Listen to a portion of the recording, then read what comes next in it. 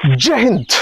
एक आईएएस अधिकारी 10 लाख रुपए की रिश्वत में गिरफ्तार किया जाता है। रंगे हाथों गिरफ्तारी होती है, जेल भी जाना पड़ता है, सस्पेंशन भी होती है और मीडिया में सुर्खियां भी बनती हैं। मगर इसके ठीक 1 साल बाद इस आईएएस अधिकारी को मिल जाती है मलाईदार पोस्टिंग बड़े पद पर, और इसी को लेकर एक बड़ा बवाल खड़ा हो जाता है।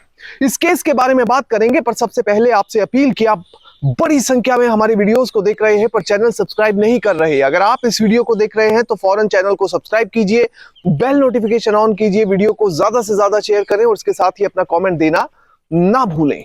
इस पूरे केस की सच्चाई जानने के लिए वीडियो को बिल्कुल आखिर तक देखें, कतई भी स्किप ना करें। अब ये पूरा मामला समझने के लिए आपको चलना पड़ेगा ओडिशा। ओडिशा में दरअसल कालाहांडी जिला है, वहां पर धर्मगढ़ है। धर्मगढ़ के सब डिविजनल मजिस्ट्रेट हुआ करते थे धीमान चकमा। अब धीमान चकमा जो है वो बेसिकली ऐसा है कि नए नए आईएएस बने 2021 बैच के, और 2023 तक तो उनका प्रोबेशन ही रहा, क्योंकि 2 साल प्रोबेशन ही रहता है।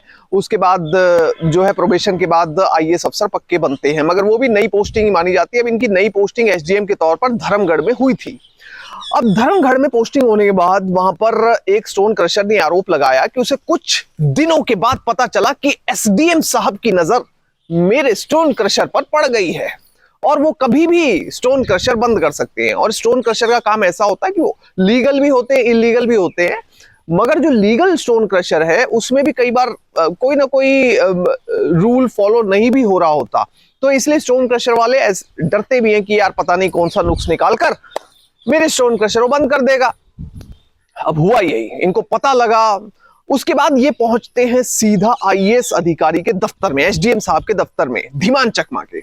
वहां पर जाकर अलग अलग लोगों से मिलते हैं, अधिकारियों से मिलते हैं। तो वो सभी लोग जो कर्मचारी हैं वो ये बताते हैं, देखिए आप साहब से मिलिए क्योंकि साहब के अंडर ये मैटर है, और आप सीधा उनसे मिल लीजिए, उनसे सीधा मिलेंगे तो बढ़िया रहेगा। अब ये साहब से मिलने के लिए पहुंच जाता है।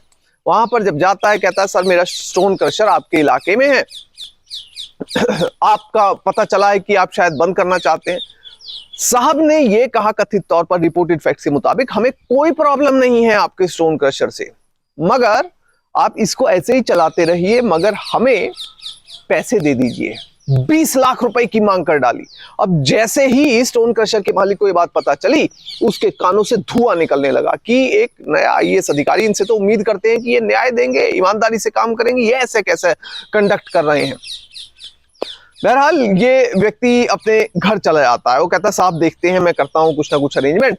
घर चला जाता है, अपनी वाइफ से, अपने फैमिली से जिक्र करता है, दोस्तों रिश्तेदारों से जिक्र करता है, और सभी सलाह ये देते हैं देखिए आपका स्टोन क्रशर लीगल है, कोई गलत कुछ नहीं है, तो इसलिए आप ऐसा कीजिए कि इसमें रिश्वत देने की जरूरत नहीं है, और ये अगर सिलसिला एक बार शुरू कर लिया तो फिर आपको हर महीने देने होंगे, क्योंकि स्टोन क्रशर, माइनिंग और इस फील्ड में जो है हर महीने रिश्वत देनी पड़ती है कथित तौर पर। तो इसके माइंड में भी आया कि अगर हर महीने देनी पड़ेगी तो मेरे लिए बड़ा काम हो जाएगा, मैं बच्चे कैसे पालूंगा। अब फाइनली इसको एक व्यक्ति सलाह देता है कि आप पुलिस में कंप्लेंट करें। अब पुलिस में कंप्लेंट करें तो उसको पता था आईएएस अफसर इतना सीनियर अधिकारी, इसको कौन पकड़ेगा भाई। अब फाइनली ये कन्विंस हो आता है, इसको एक व्यक्ति सलाह देता है कि विजिलेंस विभाग के पास जाइए, वहां पर कंप्लेंट कीजिए, वो सही प्लेटफॉर्म है, वहां पर आपकी बात सुनी जाएगी। अब ये व्यक्ति विजिलेंस के दफ्तर में पहुंच जाता है। वहां पर जाकर अधिकारियों को बताता है कि एसडीएम साहब जो आईएएस अफसर हैं वो मुझसे रिश्वत मांग रहे हैं और ऐसे ऐसे बात है।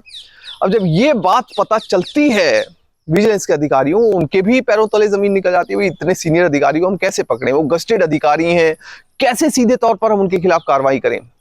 सीनियर अधिकारी को जानकारी दी जाती है कि इस तरह से कंप्लेंट आई है और एक व्यक्ति पहुंचा है दफ्तर में। सीनियर अधिकारी ग्रीन सिग्नल दे देते हैं कि ठीक है, अगर ऐसी कोई बात है तो आप वेरीफाई करें और उसके बाद अरेस्ट करें अगर कोई ऐसी बात है तो। फाइनली विजिलेंस के अधिकारी कहते हैं कि ठीक है, हम इस मामले में प्रिलिमिनरी इंक्वायरी करेंगे। प्रिलिमिनरी इंक्वायरी होती है, उसमें भी काफी तथ्य सही पाए जाते हैं, और उसके बाद विजिलेंस की टीम ग्रीन सिग्नल दे देती है इस व्यक्ति को, स्टोन क्रशर के मालिक को, कि आप एक काम करें, दिन तारीख समय तय कर लें, हम रेड करेंगे, ट्रैप करेंगे, इनको रंगे हाथों रिश्वत लेते हुए गिरफ्तार करना चाहते हैं। अब ये व्यक्ति आईएएस अधिकारी के दफ्तर से संपर्क करता है और उन्हें बताता है कि देखिए मैंने 10 लाख रुपए का इंतजाम कर लिया है साहब, आप बताइए। अब ये जून 2025 का मामला है। अब ये 8 जून का दिन तय कर लेते हैं आईएएस अधिकारी को पैसे देने के लिए। 8 जून के लिए इनको ग्रीन सिग्नल मिल जाता है कि आप साहब के सरकारी घर पर ही पहुंच जाइए और वहीं पर 10 लाख रुपए दे दीजिए। अब देखिए एक आईएएस अफसर सीधे तौर पर ऐसे पैसे लेते नहीं है, मगर ये मामला भी अजीब व गरीब है। 10 लाख रुपए ये व्यक्ति लेकर साहब के घर पहुंच जाता है आईएएस अफसर के। वहां पर सीधा इनको अंदर एंट्री मिल जाती है। ये 10 लाख रुपए का पैकेट पकड़ाते हैं और कहते हैं साहब हम पर निगाहें टेढ़ी मत करना, हमारा काम जो है ऐसे ही चलते रहने देना, क्योंकि बच्चों की रोजी रोटी जो है हमारी यही है और परिवार इसी से चलता है। अब बहरहाल ये कह के ये व्यक्ति बाहर आ जाता है। वहां पर सादे कपड़ों में मौजूद थे विजिलेंस के अधिकारी। उनको ग्रीन सिग्नल मिल जाता है कि रिश्वत का पैसा थमा दिया गया है हाथों में, और फौरन विजिलेंस की टीम इस आईएएस अधिकारी के घर में एंटर होती है। वहां पर सिक्योरिटी भी होती है, पुलिस वगैरह देखकर हैरान थी कि ये विजिलेंस की टीम कैसे अंदर जा रही है। अब वो समझ गए दाल में कुछ काला है। अब भागते हुए जब ये सादे कपड़ों में टीम अंदर पहुंचती है, ये फौरन दोनों हाथों से पकड़ लेती है इस आईएएस अधिकारी को। अब आईएएस अधिकारी को कुछ नहीं समझ आ रहा है कि इन लोगों ने मुझे कैसे पकड़ा है, सरकारी घर में कुछ लोग आ रहे हैं और सीधा पकड़ रहे हैं। और फौरन इस टीम ने इंट्रोडक्शन दिया कि हम विजिलेंस के अधिकारी हैं और आपके घर पर हमने रेड किया है।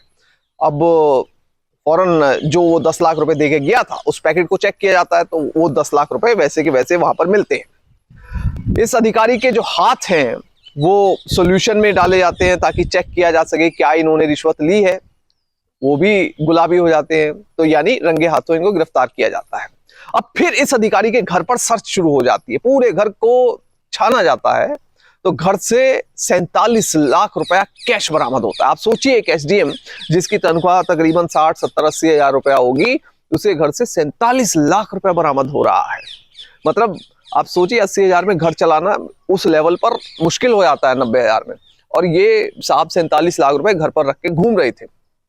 फाइनली होता यह है कि विजिलेंस विभाग के द्वारा एफआईआर रजिस्टर की जाती है। प्रिवेंशन ऑफ करप्शन एक्ट के तहत इस अधिकारी को एक्यूज बनाया जाता है, गिरफ्तार किया जाता है, सस्पेंशन होती है, जेल जाते हैं, बदनामी होती है, सब कुछ होता है। अब ये जो अधिकारी हैं ये बेसिकली इनको अब ठीक 1 साल बाद मतलब जून 2026 में इन्हें, अब जून में नहीं बल्कि मई में ही, लगभग 11 महीने बाद इन्हें पोस्टिंग मिल गई है डिप्टी सेक्रेटरी के तौर पर। रेवेन्यू डिपार्टमेंट, माल विभाग जिसे कहते हैं, उसमें पोस्टिंग मिली है डिप्टी सेक्रेटरी। इसको मलाईदार पोस्टिंग कहा जाता है। Revenue and disaster management department के ये डिप्टी सेक्रेटरी बने हैं और ये नोटिफिकेशन रिपोर्टेड फैक्ट्स के मुताबिक 21 मई 2026 को जारी किया गया है।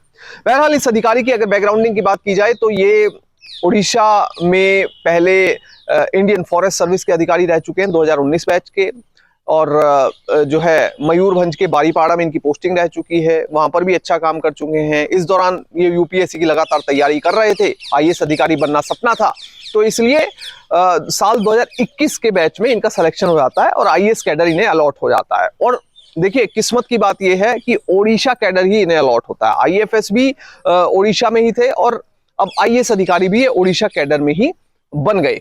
उसके बाद इनकी पोस्टिंग यहाँ धर्मगढ़ में होती है और धर्मगढ़ में ये पकड़े जाते हैं रिश्वत लेते हुए। 10 लाख की, 20 लाख की रिश्वत तय हुई थी। अब बहरहाल ये भी रिपोर्टेड फैक्ट्स के मुताबिक खबरें सुनने को आई कि ऐसा मामला पहली बार ही देखने को मिला है कि एक आईएएस अधिकारी सीधे ही लोगों से रिश्वत इकट्ठी कर रहा है।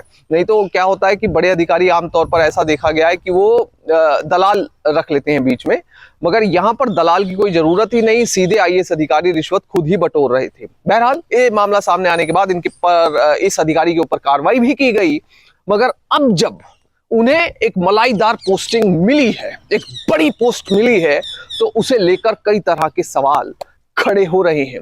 बहरहाल इस मामले से हमें सीख तो यही मिलती है कि भ्रष्टाचार का रास्ता आप कभी अख्तियार ना करें। अब इस मामले में भी आईएएस अधिकारी मामले में कोर्ट में मामला चल रहा है, चाहे इन्हें मलाईदार पोस्टिंग मिली है, वो मामला जो है वो कोर्ट तय करेगी कि क्या सच है और क्या झूठ है। अगर कोर्ट ने इन्हें कन्विक्ट कर दिया, इस मामले में कन्विक्शन कर दिया, तो इनकी नौकरी जाना तय है, साथ के साथ बर्खास्तगी हो जाएगी। और अगर कन्विक्शन नहीं किया, एक्विट किया और ये निर्दोष हुए, तो नौकरी ऐसे ही चलती रहेगी। कई बार झूठे मामले भी रजिस्टर करवा दिए जाते हैं। तो आप ये समझ लीजिए कि इस मामले में अब सब कुछ कोर्ट पर टिका हुआ है। पर आप ये सीख ले सकते हैं कि कभी भी भ्रष्टाचार के रास्ते पर ना चलें, हमेशा नैतिकता और ईमानदारी का साथ दें। जय हिंद।